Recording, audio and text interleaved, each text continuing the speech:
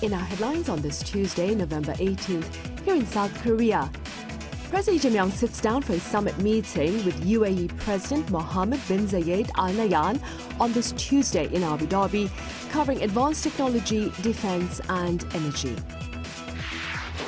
Meanwhile, North Korea strongly condemns the recently disclosed joint fact sheet between South Korea and the U.S., claiming it shares a confrontational stance toward the Northern regime. And South Korea's household debt growth slows in the third quarter amid stricter lending regulations, but the total debt pile continues to inch closer to the 2 quadrillion won mark. We start our newscast today over in Abu Dhabi, where President Lee Jae-myung is engaged in talks with his UAE counterpart Mohammed bin Zayed Al Nahyan. For details, I have my colleague Yoon Jung-min standing by live on the ground. Jung-min, welcome. So what has been shared about this summit meeting? Sunny, so the talks between the two presidents are underway as we speak. It began with an official welcoming ceremony here at the UAE's presidential palace for the South Korean leader who's visiting the country for a state visit. President Lee Jae-myung was greeted by the UAE's President Mohammed bin Zayed Al Nahyan and a group of children. They also inspected an honor guard and gun salutes were fired. The leaders will be holding talks, which will be then followed by expanded talks and the signing of MOUs. Cooperation on AI, the defense industry, nuclear energy, and culture will top the summit agenda. The UAE is the only country in the Middle East to have established a special strategic partnership with Korea, and the region is deemed crucial for South Korea's exports of key items. Later, the leaders will have a luncheon. I should note that streets here are fully prepared to welcome the South Korean leader, having installed flags of the two countries side by side along the streets, around the presidential palace, and the airport. Some of the iconic places in Abu Dhabi, including ADNOC headquarters, were lit up in the colors of Korea's Taegukgi flag. Right, a warm welcome indeed. Now, ahead of his talks with his UAE counterpart, I hear President Lee spoke to a local daily there, Jung-min. What was the gist of his message? That's right, Sunny. So bolstering cooperation with the Arab nation was largely front and center. In an earlier interview with a local newspaper, Al Ittihad, the Korean president said the summit will lay the foundation for a new centennial phase in the relations between the two nations. He stressed cooperation on AI semiconductors, renewable energy, as well as small modular reactors, building upon the success of Baraka's construction and operation. South Korea also plans to establish a new Korean center in the UAE by 2030 for more active cultural exchange and trade between the two countries. Back to you, Sunny. All right, Jung-min, thank you for the latest from Abu Dhabi, the first leg of the president's 10-day, 4-nation tour of the Middle East and Africa. Moving on then, back on Monday in Abu Dhabi, President Lee Jae-myung hosted a dinner for members of the local Korean community, during which he referred to the United Arab Emirates as a, quote, base camp for South Korea's engagement with the wider Arab region. He pledged that South Korea and the UAE will open a new chapter of shared economic prosperity by combining their strengths in research and production and in advancing into developing markets. In other news, come December, Seoul and Washington will sit down for talks on non-tariff arenas of trade, having laid down in writing their tariff agreement late last week. Our correspondent Moon Ji-young reports. With the focus in South Korea-U.S. trade relations now shifting to non-tariff issues that require further negotiations, Korea is gearing up for talks with the U.S. next month. Seoul's Trade Ministry announced Monday that officials plan to meet with the U.S. trade representative in December to discuss concrete implementation measures for recent trade agreements. This upcoming Joint Free Trade Agreement Committee meeting will cover various non-tariff trade barrier issues. Both sides committed to addressing non-tariff barriers affecting trade in food and agriculture products by establishing a U.S. desk dedicated to requests for U.S. horticultural products. While the Korean Agriculture Ministry called it a channel to strengthen communication, some experts point to its potential long-term implications. While the U.S. desk could positively help resolve non-tariff barriers like inspection delays, its establishment also structurally strengthens the possibility of pressure for agricultural market opening. The joint fact sheet also detailed significant changes in the automobile sector. South Korea agreed to eliminate the 50,000 unit cap on U.S.-made vehicles that meet safety standards, allowing them to enter the Korean market without extra modifications. The agreement includes provisions to ensure U.S. digital service companies avoid discrimination in areas such as network fees and online platform regulations. It also commits to easing cross-border data transfers for location, reinsurance, and personal information. These measures aim to align digital service rules with U.S. companies' demands, such as Google's for the export of high-definition map data. Talks are also expected to resume on the tariff-free status for generic drugs. Though the U.S. previously sought a 100% tariff, Korea secured a no-tariff deal, matching those with Japan and the EU. However, this exemption is conditional on the FTA committee agreeing on non-tariff plans, meaning potential delays if Korea doesn't present adequate easing measures. 문지영, Arirang News. Meanwhile, North Korea has denounced the recently disclosed document drafted by South Korea and the U.S., claiming it confirms a confrontational stance toward the regime. Our correspondent Kim Bo-kyung reports. North Korea on Tuesday slammed the recently unveiled fact sheet and joint statement of the annual defense talks, the security consultative meeting between South Korea and the U.S. Pyongyang's official response comes 4 days after the documents were released last Friday, saying such documents formalized Seoul and Washington's confrontational stance against Pyongyang. The commentary published by the North Korean Central News Agency said the regime will take countermeasures to safeguard its own sovereignty. The commentary argued how the announcements from the summit helped the North clearly see the Trump administration's stance toward the regime. Particularly, the regime said U.S. reaffirming the goal of the North's complete denuclearization shows its confrontational intent to completely deny the regime's identity and existence.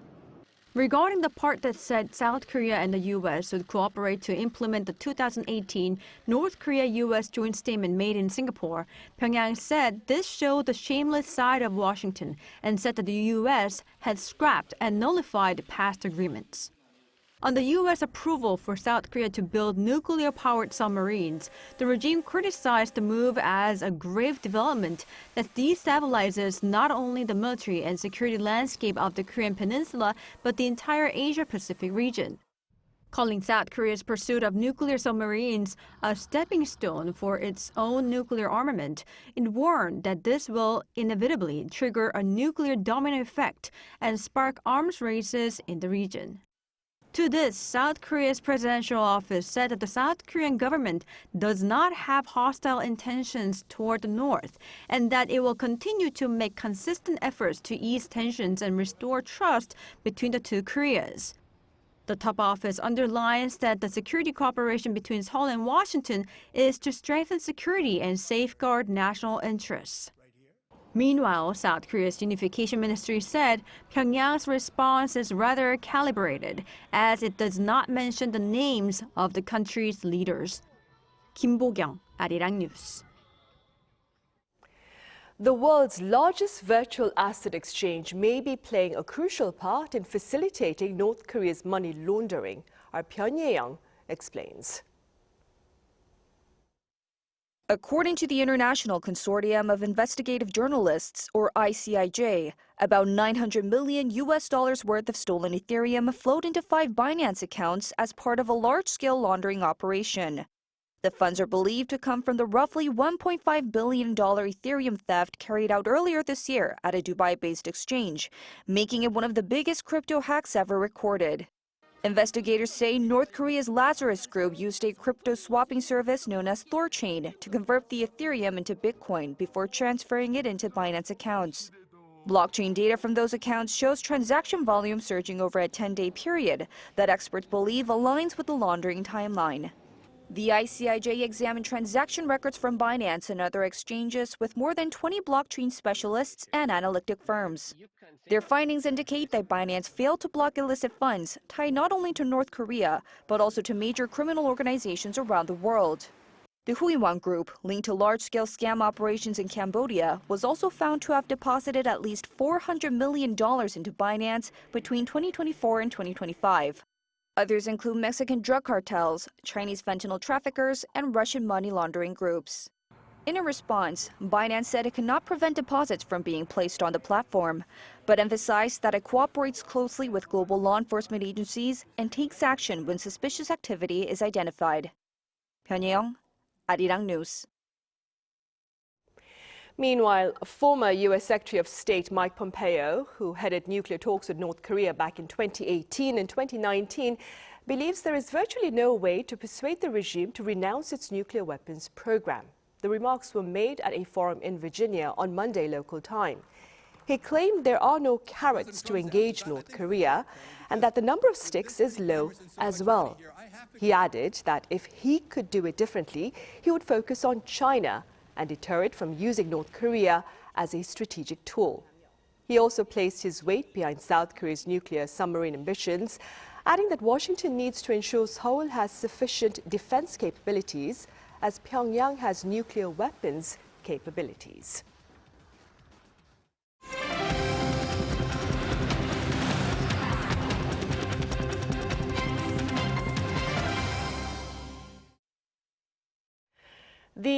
The pace, that is, of household debt slowed in the third quarter of this year amid the presence of tougher lending regulations. But the total debt pile continues to inch closer to the 2 quadrillion won mark.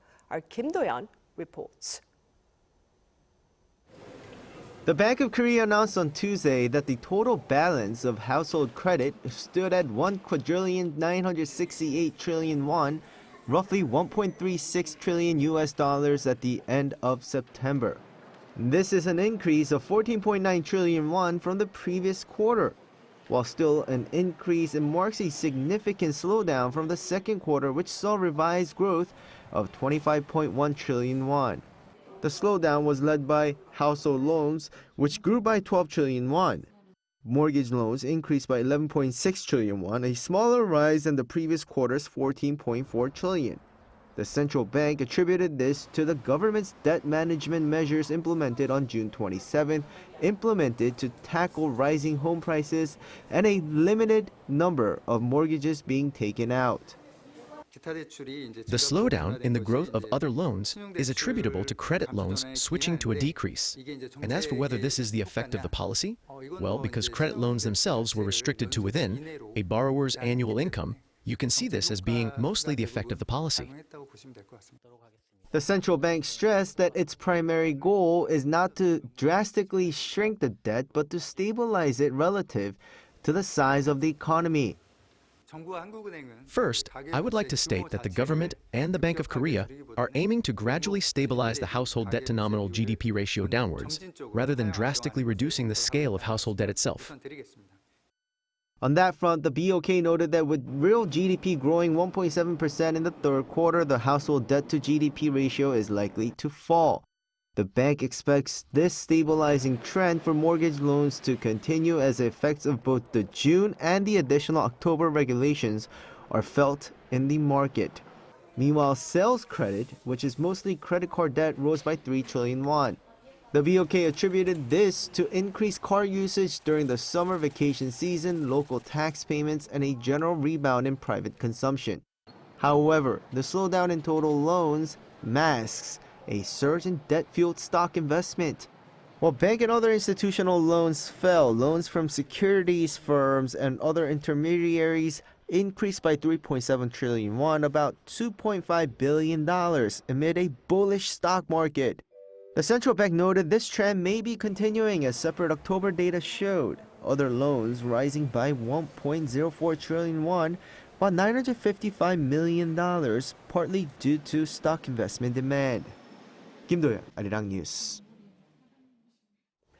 Analysts in the U.S. believe the U.S. Federal Reserve will hold its key interest rate steady during its policy meeting in December. according to Yonhap News Agency earlier on this Tuesday, citing the Bank of Korea's New York office. Major investment banks, including the Bank of America, are forecasting a rate freeze. However, members within the Federal Reserve appear divided with regard to their decision, with some calling for a further rate cut and others backing a rate freeze. An ongoing diplomatic dispute between Japan and China over Taiwan has even led Beijing to echo Seoul's concerns regarding Tokyo's claim over the South Korean island of Dokdo. Our Lee Seung-jae explains. Tensions between China and Japan have intensified once again as Beijing broadened its criticism of Tokyo. In the days following Japanese Prime Minister Sanae Takaichi's suggestion that military action by China against Taiwan could justify a response from Japan, China has been issuing strong rebukes. Recently, the provocative remarks on Taiwan-related issues made by Japanese Prime Minister Sanae Takaichi have severely undermined the political foundation of China-Japan relations and made the public sentiment between the two countries deteriorate. And now, in a rare move, Beijing has even expanded its criticism to include Japan's false territorial claims over Dokdo. At the regular briefing on Monday, Chinese Foreign Ministry spokesperson Mao Ning was asked by state media to comment on the South Korean Foreign Ministry's protests last week, when Seoul had launched a strong complaint against Tokyo's expansion of its territorial sovereignty expansion hall, which promotes Japan's false claim over Dokdo. The spokesperson responded by saying China has been following the reports closely, adding that Japan's recent hostile actions and rhetoric have triggered alarm, dissatisfaction, and protests from neighboring countries. She urged Japan to reflect seriously on its history of aggression, remain committed to a path of peace, and rebuild trust with Asian neighbors and the international community through concrete actions. Beijing has generally kept its distance from commenting on the Dokdo issue, but analysts interpret the criticism of Japan's hostile behavior as indirect support for South Korea. Other experts say this latest statement reflects China's effort to strengthen ties with another key neighbor in South Korea, while escalating its dispute with Japan. Lee Seung-jae, Arirang News. Meanwhile, the United Nations Security Council has adopted a resolution to advance a U.S. blueprint for the governance of Gaza. The 15-member council back on Monday voted 13-0 in favor of the resolution, with abstentions from Russia and China. Endorsing the Trump administration's 20-point ceasefire plan, the resolution seeks to turn the fragile truce into sustainable peace by establishing an international board to govern Gaza at least until the end of 2027. U.S. President Donald Trump, for his part, revealed in a social media post that he would chair the board and that it will include the most powerful and respected leaders worldwide.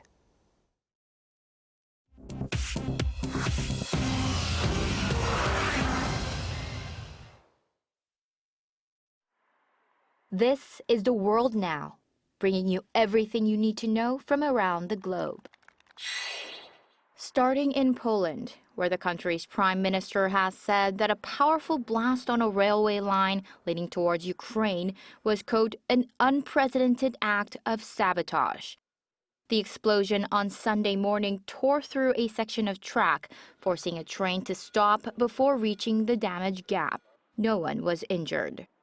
Authorities say the attack is being investigated as terrorist sabotage carried out on behalf of a foreign intelligence service, as Poland has faced a growing wave of sabotage attempts in recent years.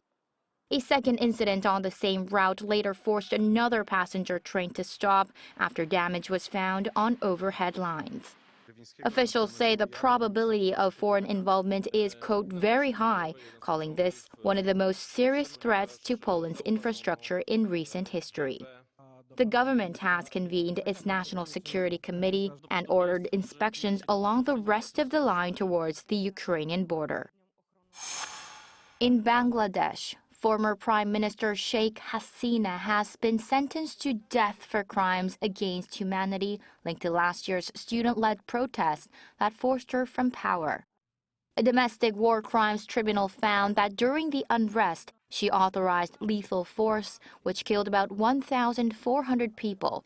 She was tried in absentia after fleeing the country. The verdict on Monday is being called a pivotal moment for the nation as families of the victims sought severe punishment. UN investigators say the killings may amount to crimes against humanity, but expressed opposition to the use of death penalty. Ukraine has signed a deal to obtain up to 100 French-made Rafale fighter jets over the next decade in a major step to strengthen its air defenses amid intensified Russian missile and drone attacks. The agreement is a political commitment, not a final purchase contract, and is expected to rely on European funding and potentially frozen Russian assets. France says the deal also includes advanced air defense systems, drones, and precision munitions to support Ukraine now and prepare for any future incursions once a peace deal is reached. Training for the advanced jets will take time, but both sides say that the long-term support is essential for rebuilding Ukraine's military. An Australian man has been sentenced to 9 days in jail after rushing at Ariana Grande at a premiere in Singapore. Prosecutors say Johnson Wen jumped a barrier at the premiere of Wicked for Good on November 13th and wrapped an arm around Ariana Grande before security intervened. Wen later bragged on Instagram, posting a video of the incident and thanking Grande, quote, for letting me jump on the yellow carpet. A judge said he had a pattern of disrupting high-profile events. 주지현, Arirang News.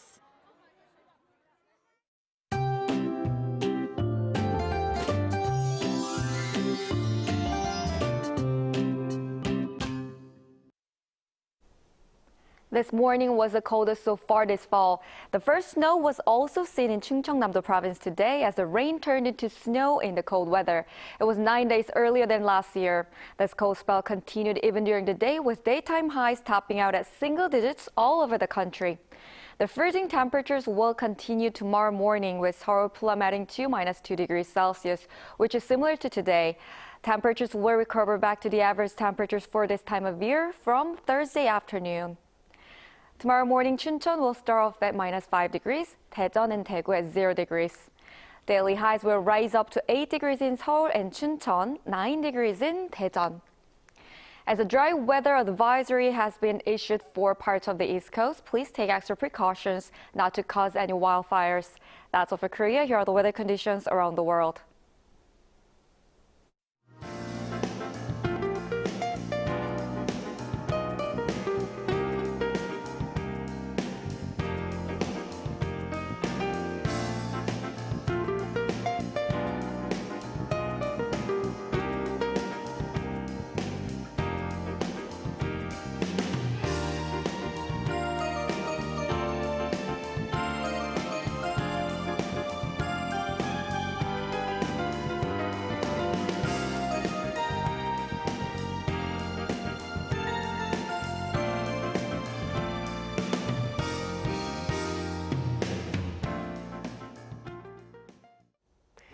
Right, those are the headlines at this hour here in South Korea. As always, thank you for watching.